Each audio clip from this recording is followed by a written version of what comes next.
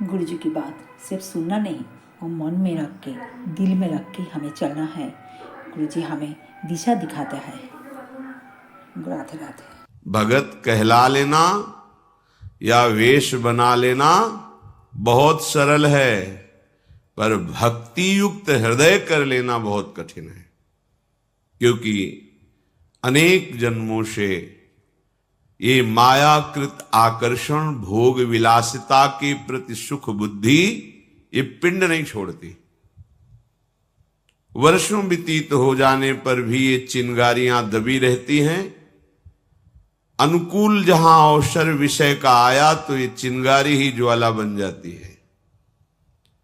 कोई भी हो, जब तक प्रिया प्रीतम का साक्षात्कार नहीं हो जाता तब तक बहुत सावधान, और अपने को बचाओ और सामने वाले को भी बचाओ। सामने वाला तुम्हें बचा देगा ऐसा बिल्कुल नहीं सोचना। अपने को बचाओ, ध्यान दीजिए, और सामने वाले को बचाओ। बिल्कुल ऐसी आशा मत रखो कि सामने वाला तुम्हें सतमार्ग में टिके रहने देगा। हो सकता है वो भगवान की माया से प्रेरित होकर तुम्हें भ्रष्ट करने के लिए आया है। इसलिए बहुत सावधान, सतर्क।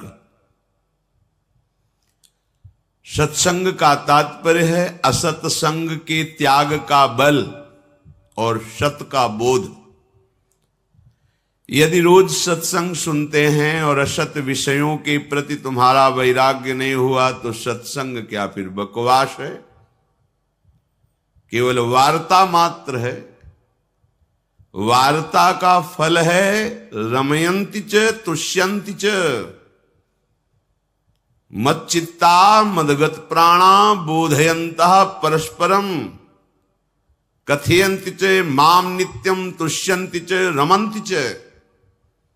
जो हम भगवत चर्चा कर रहे हैं, भगवत चर्चा सुन रहे हैं, उसी में हमें आनंद का अनुभव करना है, उसी का चिंतन करना है, उसी में डूबना है। और केवल सुन के ही डूबना नहीं है, हमें वो लीला भी देखनी है। केवल देखना ही नहीं है, हमें लीला में सम्मिलित होना है। ये उद्देश्य। अगर आपका उद्देश्य विहीन जीवन है, लक्ष्य नहीं बना श्यामा श्याम की प्राप्ति, तो बहुत काल तक वेश धारण करने पर भी आप साधुता के मार्ग में नहीं चल पाएंगे। वेश तुम्हारी रक्षा नहीं करेगा, उद्देश्य तुम्हारी रक्षा करेगा। तुम्हारा उद्देश्य दृढ़ हो जाए, मुझे भगवत प्राप्ति करनी है, ये भगवत मार्ग देख सुन करके सब लोग जा रहे हैं तो हम भी जाएं, ये ऐसा मार्ग नहीं है। ये विवेक विचार पूर्वक कदम बढ़ाया जाता है। चाहे जैसी परिस्थिति हो, चाहे जो गलती हमसे हो जाए, हमें रुकना नहीं, टूटना नहीं, झुकना नहीं। बहुत बहुत मृत्यु ही तो होगी, इसके आगे कोई दंड है ही नहीं। मृत्यु तो बहुत बार देख चुके हैं, अब मुझे मृत्यु का भी भय नहीं, आगे बढ़ना है। अगर हम कहीं फिसल जाते हैं तो कोई आश्चर्य की बात नहीं है। ये बहुत फिसलन का मार्ग है। बहादुर बनो, तत्काल उठो, आगे बढ़ो। अर्थात अपनी फिसलन के विषय में चिंतन करके अपने को निरुत्साहित मत करो। बहुत जन्मों के बाद दांव लगा है भगवत प्राप्ति का। माया भी दांव फेंकेगी आपको फिसलाने का, आपको गिराने का। नहीं गिरना। गिर जाते हो तो उठो, रुकने का समय नहीं है। प्रभु अजान बाहु अभेद भुज दंड मूल आपसे मिलने के लिए आपको चयन कर लिया है। विचार करो तो रोना आ जाएगा कि उनकी कितनी कृपा है। पर अपने विचार शून्य, भोगों में सुख बुद्धि रखने वाले, अपने स्वामी की बात ना मानने वाले, फिर भी हमारे पास है एक मार्ग। हमें कैसे भी परिस्थिति में अपने प्रभु का आश्रय नहीं छोड़ना। कहीं भी गिर जाएं, आश्रय नहीं छोड़ना।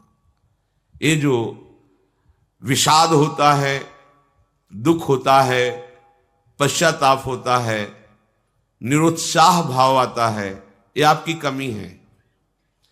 पहली बात, जो आज्ञा में रहेगा, विश्व में किसी भी शक्ति की ताकत नहीं कि उसे गिरा सके। लिख लो, दिमाग में लिख लो।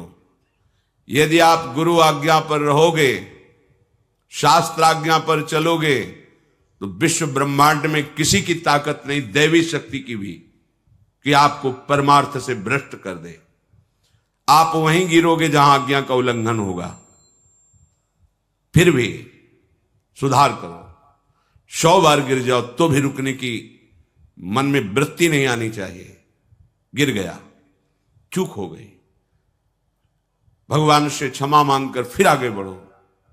प्रभु, ये जन्म तो अब ऐसा नहीं कि गलती हो गई तो गिर गए तो अब पड़े रहेंगे। नहीं, ये जन्म तो आपके लिए, नाथ आप संभालो, वो संभाल लेंगे। यदि जीवन में भी भजन नहीं किया, अंतिम समय तुम्हें भगवान का किसी भी तरह से स्मरण आ जाए तो तुम्हें परम पद की प्राप्ति हो जाएगी। श्री भगवान कह रहे हैं, अंत काले च मामेव स्मरन् मुक्त्वा कलेवरम यह प्रयाति समद्भावम नास्त्यत्र संशयः। जो मनुष्य अंत काल में किसी भी तरह से मेरा स्मरण करके शरीर छोड़ता है, वह मेरे स्वरूप को प्राप्त हो जाता है, अर्थात भगवत प्राप्त हो जाता है। गुरु जी हमें भक्ति का मार्ग और मुक्ति का मार्ग दोनों ही बता दिया। अब हमें ही ठीक करना है गुरु जी की बात कैसे माने। राधे राधे।